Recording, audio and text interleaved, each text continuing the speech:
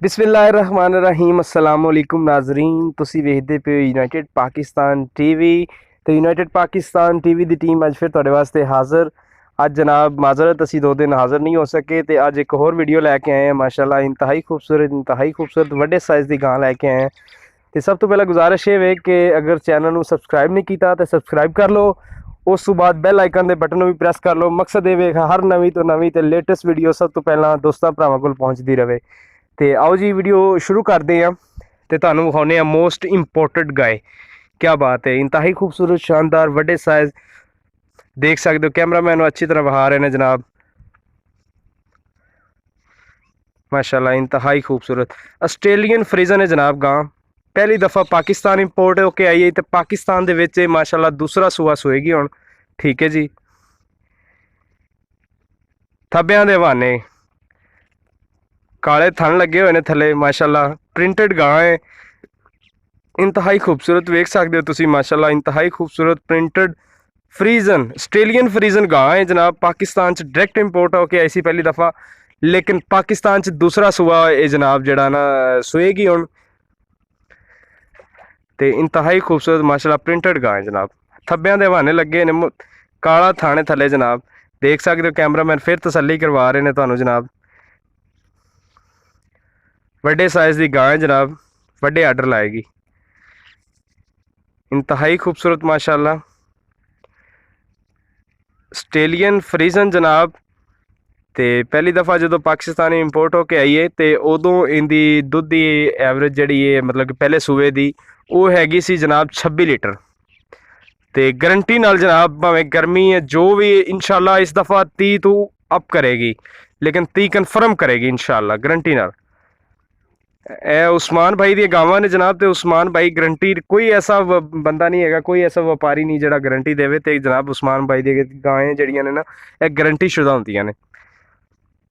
देख सकते हो माशाल्लाह इंतहाई खूबसूरत यूनाइटेड पाकिस्तान टीवी दी अज दी जीनत बनने वाली गां आस्ट्रेलियन फ्रीजन प्रिंटेड गां है। माशाल्लाह वड्डे साइज ने जनाब देख सकते हो। तो थब्बियां दे हवाने जनाब, काला थन लगा होया थले। दूसरा सूआ पाकिस्तान च सूएगी जनाब। पहले डायरैक्ट इंपोर्ट होके पाकिस्तान चाहिए। तो प्रिंटेड गाय जनाब इंतहाई खूबसूरत देख सकते हो तुसी। कैमरामैन फिर एक बार तुहानू दिखा रहे हैं जनाब। वाना भी देख सकते हो, सोहना वाना माशाल्लाह। कद भी देख सकते हो, वेल देखो माशाल्लाह वड्डे साइज़ की गाय जनाब। तो इंतहाई खूबसूरत है जनाब। बाकी उस्मान भाई की गां जी कोई भी माड़ी नहीं होंगी। प्रिंटेड गावां ने उस्मान भाई को इंपोर्टेड गावां होंदियां ने। तो जेडे भी गल करते हैं उस्मान भाई गारंटी नाल करते हैं। इस तो वध मतलब कि कोई वड्डी गल नहीं होंदी। अज के दौर च कोई बंदा गारंटी नहीं देंदा। गारंटी नाल लैके जाओ माशाल्लाह इंतहाई खूबसूरत गां प्रिंटेड गां आस्ट्रेलियन फ्रीजन जी। अज दी यूनाइटेड पाकिस्तान टीवी की जीनत बनने वाली गां। तो बाकी तुसी देख सकते हो जनाब। कैमरामैन एक बार फिर तुहानू दिखा रहे हैं गां।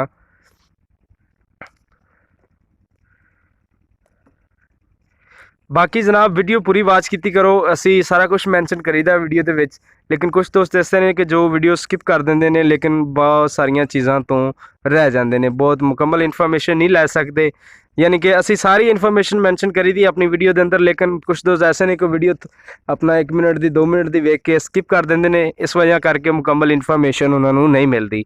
तो अगर वीडियो तो इलावा भी साढ़े नंबर भी मैंशन हो रहे होंगे स्क्रीन पर, उन्होंने भी तुसी रबता कर सकते हो मजीद इन्फॉर्मेशन वास्ते।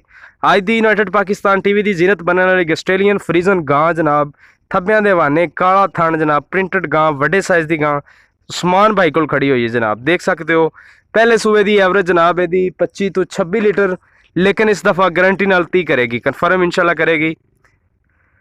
बाकी नंबर साढ़े स्क्रीन पर भी स्क्रोल हो रहे हैं, देख सकते हो। मजीद इन्फॉर्मेशन वास्ते तुसी साढ़े नंबरों पर भी रबता कर सकते हो। तो वीडियो अज की किदां लगी कमेंट करके यार जरूर दस्या करो। तो अज की वीडियो नाल दिओ इजाज़त, मिलते हैं नैक्सट वीडियो नाल। अल्लाह हाफिज़।